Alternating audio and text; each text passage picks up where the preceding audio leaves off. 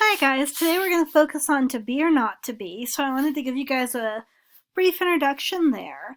To be or not to be really makes reference, as I'm sure you guys have guessed, to a famous Shakespeare soliloquy from Hamlet. That's definitely something that's worth looking at if you're not familiar with that soliloquy. It's a moment where the character is really considering kind of big questions of life and of his future as well as his past in some ways. So I think that can be a really interesting connection into this story. I want to give you guys just a brief biography of Kurt Vonnegut. We won't really get into details because I'm not sure it's that relevant to the story in a lot of ways, but I think it's nice to know who we're reading. So Vonnegut was a very contemporary author. He lived 1922 to 2007, and he was a fairly young man during World War II. He served in Europe. He was taken prisoner and held in Dresden. He was in Dresden during the Allied firebombing of the city, which was an event that really decimated Dresden. Fires everywhere, as you would guess.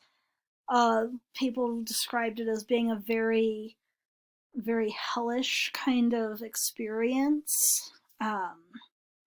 Lot of suffering, a lot of death and destruction.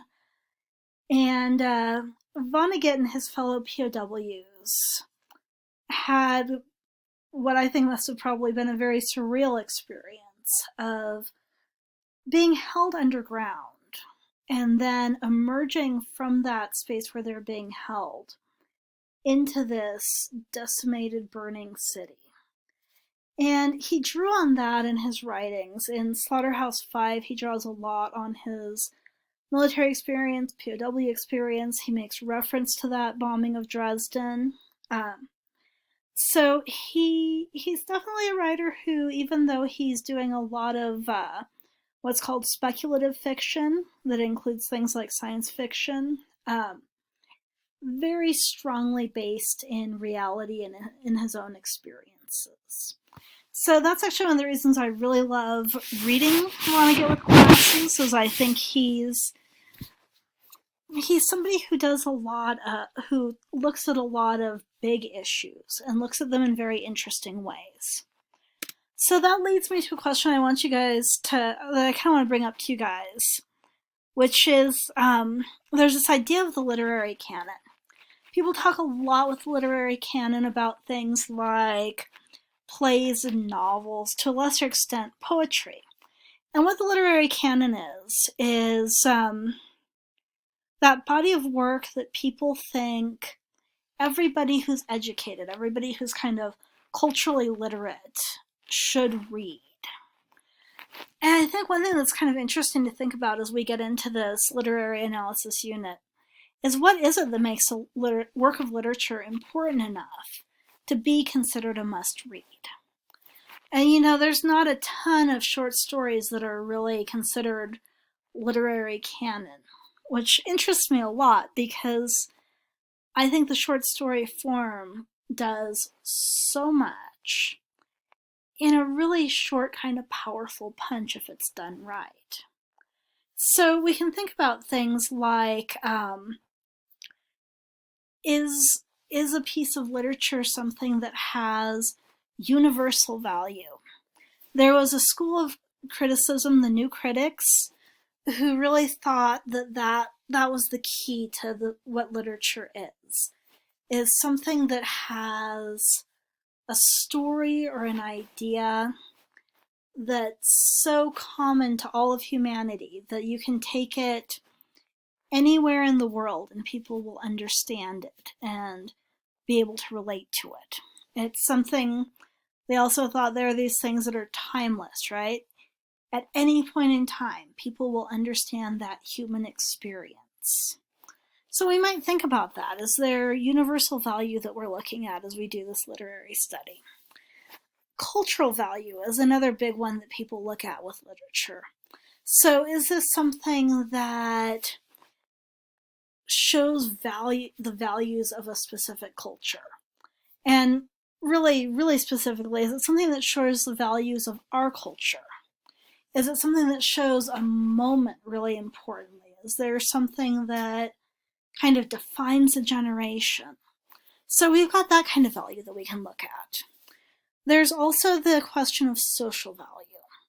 So sometimes things may be something that we consider important enough to be something everyone should read because it tells us something really important about society.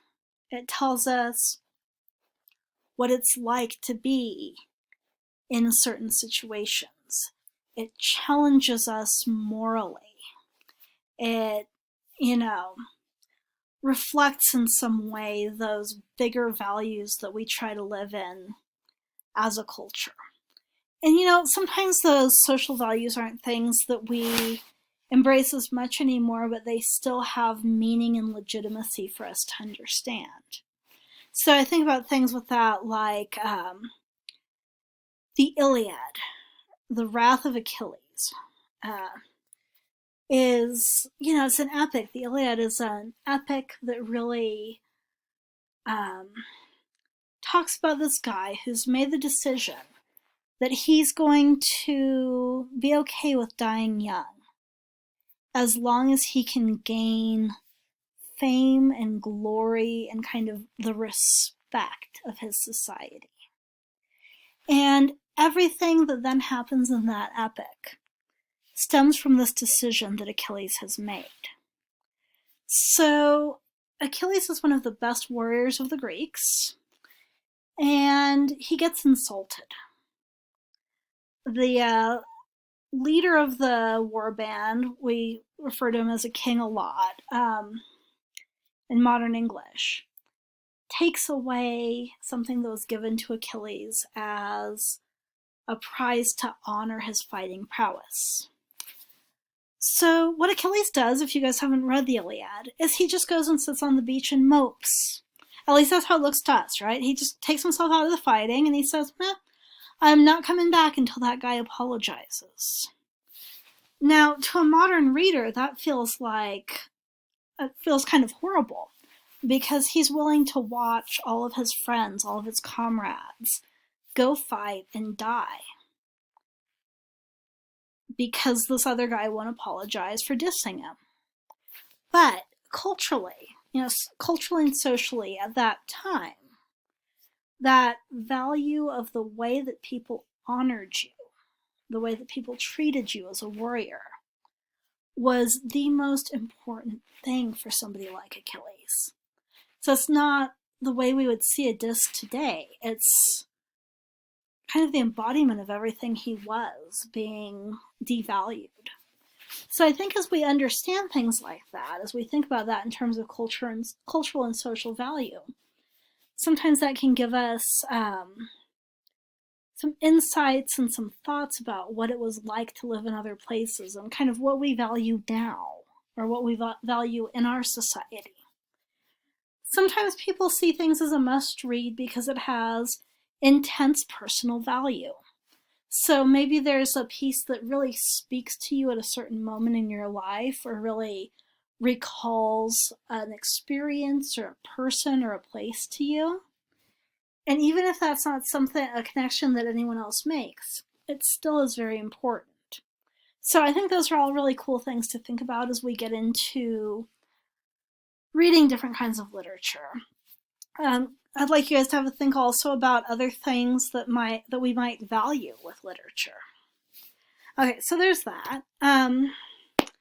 Before we get into reading To Be or Not to Be, and I've given you guys a recording of the story that you can read along with, but before we get into that, I'd like you to take a minute, and this is the first thing on the worksheet that I had you guys download, to just think about this question.